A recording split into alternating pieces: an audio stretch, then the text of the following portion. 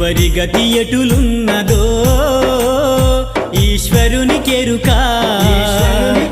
ఎవరికి విధముగా జరుగునో పరమాత్మకెరుక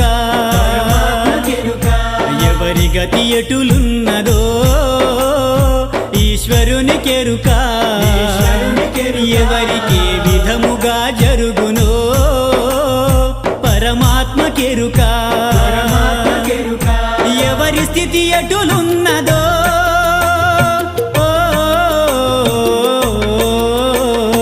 ఎగసి ఎగసి పడుటే కాని అలవి కాదెవరికైనా హరిహర బ్రహ్మాదులైనా అనుభవించక తీరదు